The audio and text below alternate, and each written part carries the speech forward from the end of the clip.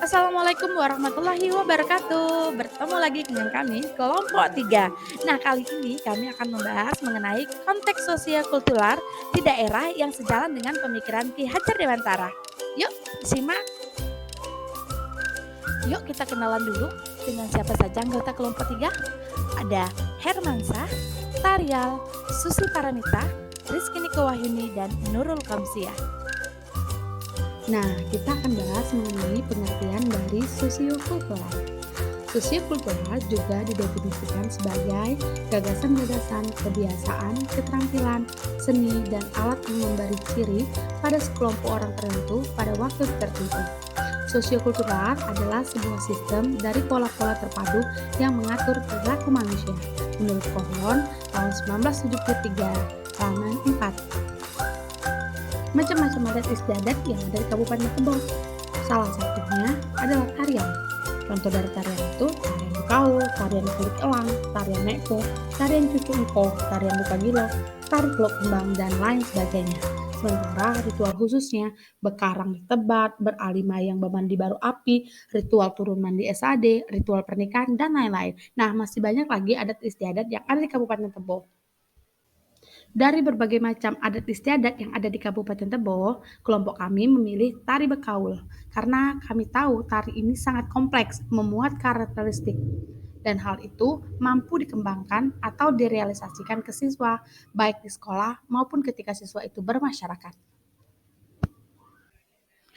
Apa kekuatan konteks sosial kultural di daerah Anda yang sejalan dengan pemikiran Ki Hajar Dewantara?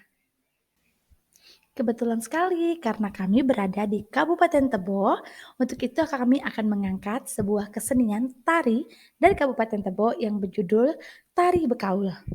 Tari Bekaul itu menceritakan tradisi ritual yang ada di Desa Bedaro Rampa, Kecamatan Tebo Tengah, Kabupaten Tebo, yakni tradisi ritual pemberian buaya makan dengan sesajian, baik itu proses pengantaran sesajian serta penghanyutan sesajian di Sungai Batanghari pada waktu senja hari. Nah, tari Bekaul sendiri ini mengangkat sebuah tradisi ritual khusus Bedaro Rampa, Kecamatan Tebo Tengah, Kabupaten Tebo. Tari ini menceritakan tentang seorang garis keturunan Dewo atau Buayo yang selalu meminta sesajen kepada si penerima wasiat, yaitu merupakan garis keturunannya tiga datuk jantan. Masyarakat setempat meyakini dengan memberikan sesajen itu membuat kampung mereka atau dusun mereka terhindar dari mara bahaya. Mereka secara bersama-sama mengantarkan sesajen tersebut ke tepi Sungai Batanghari. Dan sesajen tersebut akan diantar ke tempatnya, yaitu Jamban, hanya dengan 3 datuk saja. Pembuatan sesajen pun tak bisa dilakukan beramai-ramai, karena kehusuan dan kehati-hatian diperlukan dalam pembuatan sajen tersebut, yakni garis keturunan Betino atau Nyai. Sesajen ini dilakukan 1 bulan sekali saat senja, ketika 3 datuk jantan memberi kabar kepada Nyai. Namun, sebelum lilin sesajen mati, maka penghantar sesajen tak boleh naik ke tepi. Kekuatan konteks sosiokultural yang ada di daerah kami yang sejalan dengan pemikiran Ki Hajar Dewantara. Nomor 1, religi, yakni kepercayaan masyarakat akan leluhur. 2, adanya kebersamaan atau gotong royong saat masyarakat mengantarkan sesajen. 3, fokus saat menyiapkan sesajen. 4, kesetaraan gender saat 3 datuk dan nyai mengabarkan dan membuat sajen.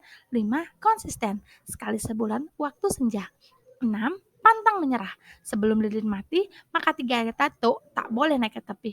7, kehati-hatian saat 3 datuk membawa sesajen ke sungai. 8, komunikasi saat 3 datuk meminta nyai menyiapkan sesajen karena waktunya sudah datang. 9, kontinu atau berkelanjutan dari generasi terdahulu ke generasi sampai saat ini.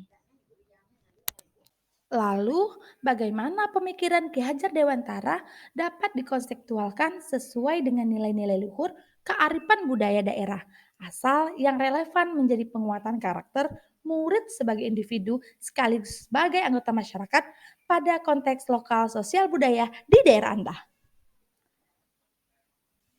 Nah, sebelum kita membahasnya, kita ingatkan kembali bahwasanya ada 3 kerangka perubahan menurut Ki Hajar Dewantara. Satu, kodrat. Kodrat terbagi menjadi 2, alam dan zaman. Yang kedua, melakukan perubahan, kontinuitas, konvergensi, dan konsentris. Dan yang ketiga, apa yang berubah? Yaitu budi pekerti. Oke, kita akan analisis relevansi pendidikan menurut Ki Hajar Dewantara dengan tarian Bekaul. Tari Bekaul sangat relevansi terhadap pemikiran Ki Hajar Dewantara karena banyak mengandung nilai-nilai kearifan lokal yang membentuk karakter siswa agar menyempurnakan budi pekertinya. Selain itu, nilai budaya yang kental dapat menyimbangkan antara kodrat alam dan kodrat zaman.